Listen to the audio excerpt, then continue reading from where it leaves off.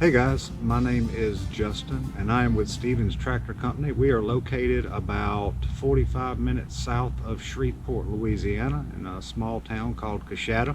This evening I just wanted to take a few minutes and kind of show you around my personal garden. Me and my wife chose to do what's called a Ruth Stout Garden. It's kind of different, but it's coming back in popularity. The reason that we chose to do this style of garden is, well, we like it for one. It's pretty well weed free, and we don't personally own a tractor. This gardening method made sense to us. So kind of give you a base level, just a little idea of what Ruth Stout is. Ruth Stout was a gardening style developed by a lady named Ruth Stout. And basically the gardening method revolves around mulching. So mulching with hay or straw primarily, that would be mulch that you would use. We used hay because in our area here in Coushatta there are hay fields everywhere. This is a big cattle area, so the hay's pretty plentiful around here. So you can probably see behind me, you'll see it a little bit closer here in a minute, there's a big pile of hay behind me back there. Me and my wife unloaded that just a few days ago. So this year in the garden we've got quite a few things planted. We're doing a couple different types of peas. We've got about 4 different types of lettuce.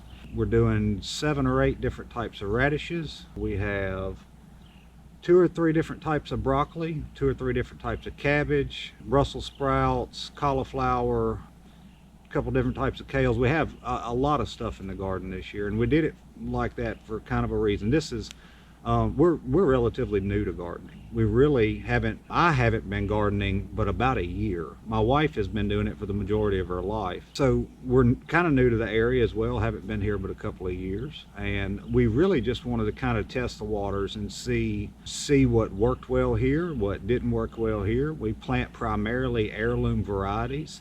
They're pretty easy to come by now. You can pick them up online.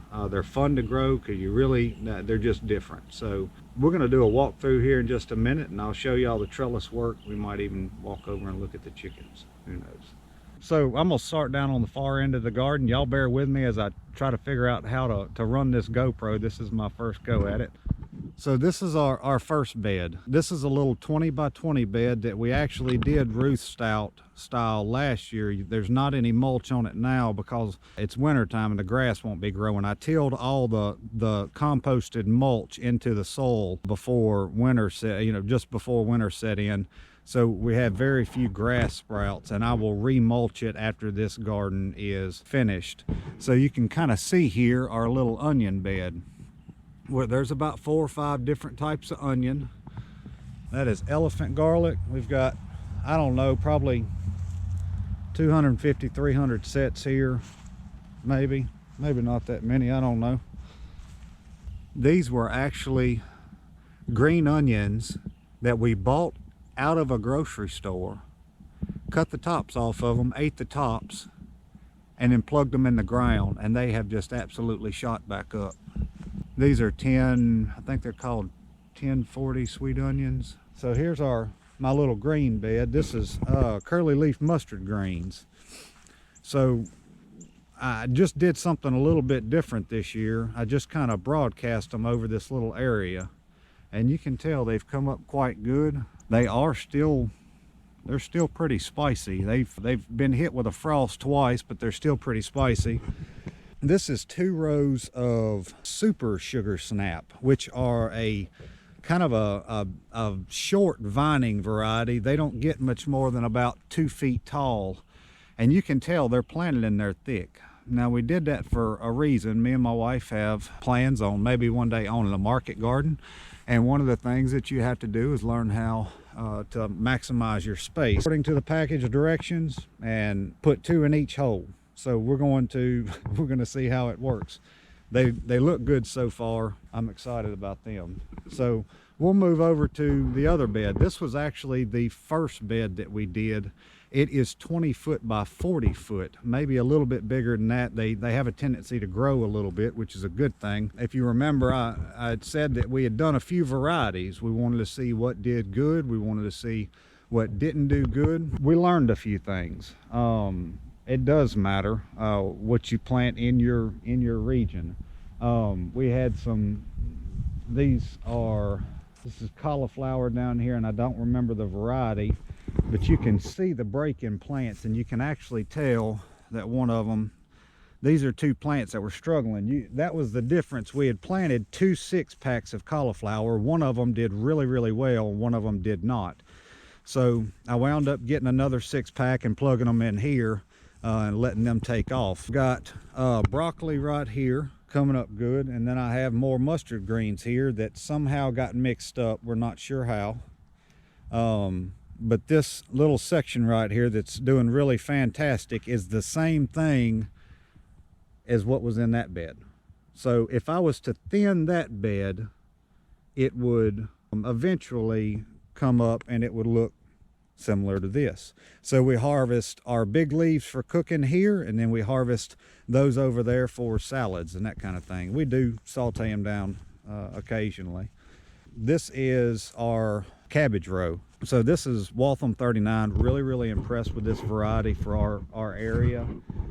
It's hardy, it's cold hardy. The pest, we've kind of fought fire ants this year for some reason, and I'll kind of show you my method for fighting those. One of the things that I didn't mention is we're pretty conscious about what we put in our garden and on our plants.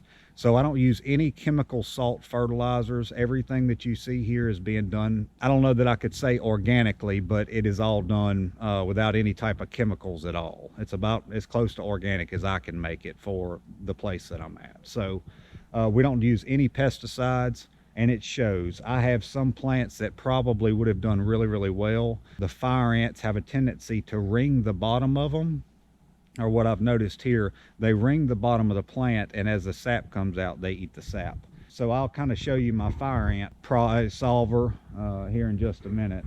This is Napa cabbage, and it is absolutely phenomenal. It is not bothered by the cold at all. It's just done really, really well. Everything in this bed was planted at the same time. So you can see the difference between the Napa cabbage and the Waltham 33 or 39, I don't remember which one it is, but the Waltham cabbage. And I'm still impressed with this cabbage. We'll kind of walk down, and throughout my garden, you'll see these little ant bait traps. So they're not perfect. There is chemicals in there, but I'm as minimally invasive as I can be. I don't put anything on the plants other than cayenne and diatomaceous earth, and it does seem to help. This entire patch right here of cabbage was caused by fire ants. That's what killed that.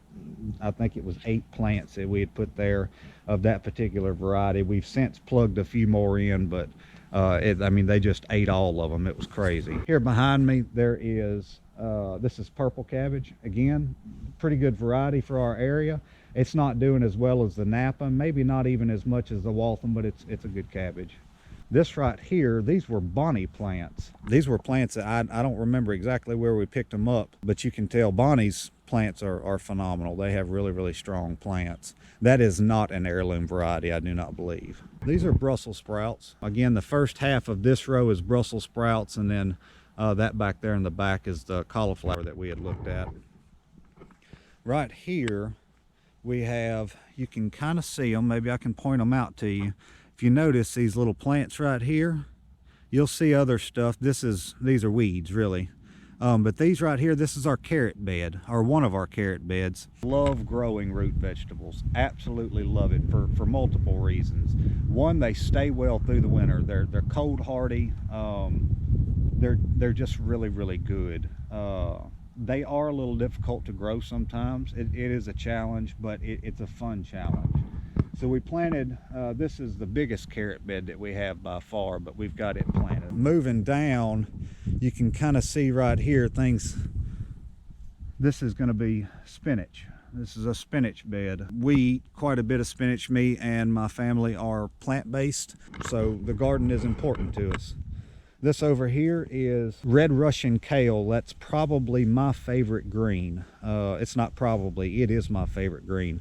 Red Russian kale has by far been the most prolific kale that I've ever grown. It's been, it's delicious. They're tender, they stay tender. I mean, I recommend anybody growing red Russian. I I literally dug up my plants from last year and I put them by my chicken coop. And I let them come back. They came back in the ground, and then the chickens ate them down to the ground. Amazing stuff. Dinosaur kale. This is another kale that we tried this year. Have never done this one. It was not as cold hardy as I thought it was going to be. You can see some of these leaves are burned. That is from a frost that we had last Thursday. Today is Friday, so a little over a week ago. That's what caused that yellowing. I was very, very surprised because that was one of the things that they had said about this particular kale, was that it was supposed to be extremely frost hardy. Little radish bed. We have several radish beds spread throughout the garden, but you can kind of see they are starting to come up and make little radishes. Anyways, this is our trellis work. Well, I forgot to show you one thing.